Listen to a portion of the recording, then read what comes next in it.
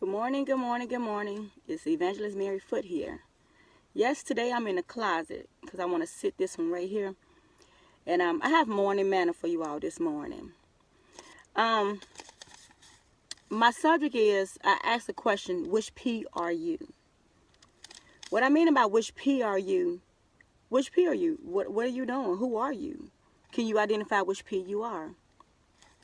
It is so easy for us to sit back and be on the receiving end, or sit back and know to do right, but we don't do right.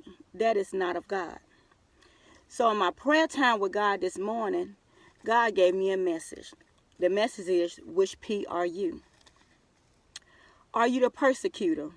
Matthew 26. A persecutor is a person who comes out to join in with others to try to hurt people. Even in the persecution of Jesus Christ, persecutors, they wanted Jesus killed. They chose Barabbas over Jesus. They wanted to see Jesus killed. They wanted to see Jesus stay in prison. They wanted to see all kind of hurt and harm came to Jesus. So therefore, there was a persecutor. Are you a persecutor? 2, are you Peter? Peter was one of the 12 disciples that walked with Jesus. Jesus told Peter he said, you're going to deny me 3 times. And then he said, the rooster going to crow.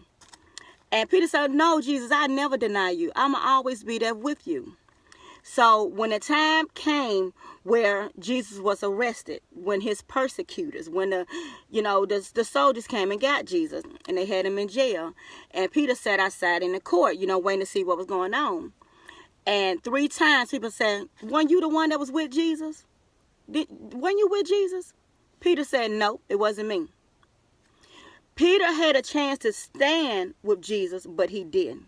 He denied Jesus. He got on the board, just basically a little bit with the persecutors. He ran when he had a chance to change it, but he didn't. 3, are you Pilate? Pilate was the judge who had a chance to change everything. He had a chance to make things right, but instead he was listening to the crowd of the people, and he did what the people wanted. He was concerned about what the people wanted because the crowd, the noise. Even when he had his dear old wife on his side telling him, husband, I had a dream. That's a righteous man. That man didn't do no wrong. God sent a warning through his wife. But because Pilate was so busy listening to the crowd that he said, hey, I'm going to wash my hand of it, walk away. Are you that Pilate? That person know to do right and don't do right? You know wrong has happened, but you wash your hands, say ain't none of my business, and go? No. We have to stand up as people of God, of children of God. We say we the Lords. We say we love God. We so quick to say, God, I love you. God, God does this for me. God does that for me. But as soon as that hurt, pain, that anything negative come towards somebody, a loved one, or somebody that you know, you run.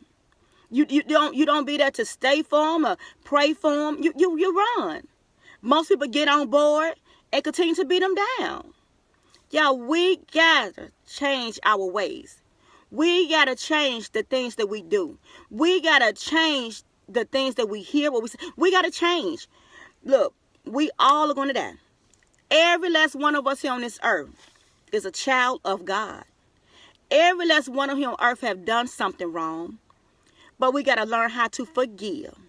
We got to learn how to stand up for other people while they're going through their persecution. We got to learn not to get out there on the enemy side, because those who out there on the enemy side, what's going to happen to them? They're going to go to hell. Trouble, all kind of stuff going to start happening to them. Jesus stands for right. A child of God, we're supposed to stand for right. The things that we allow to happen, y'all, it's not right. No, we can't change everything, and we can't change everybody, but you can do your part. You don't have to be a persecutor. You don't have to be that Peter at that very time when Peter was that Peter, and you don't have to be Pilate.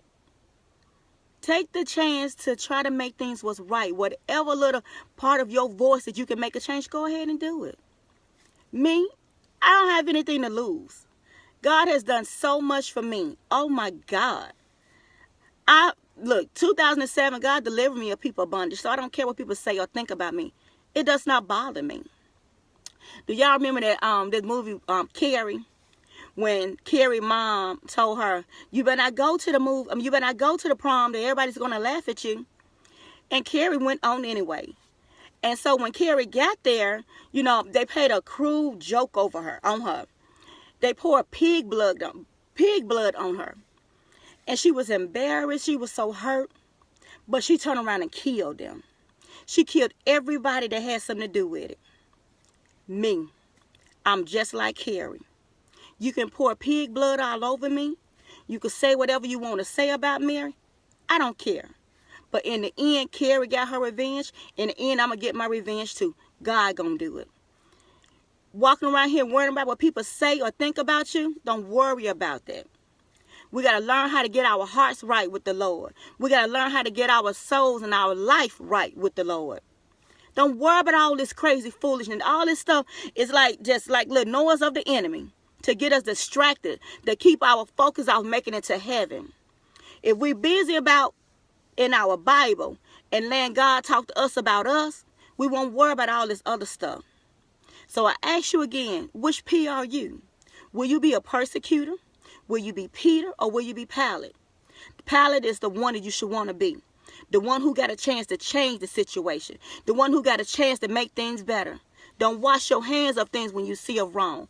Don't wash your hand of things when you see people talking about other people. Don't wash your hand of things when you got a chance to minister to somebody, talk to somebody, to help people, to bring people through. Don't wash your hand of it. God don't want us to do that. We all are disciples. And in the end, look at Peter.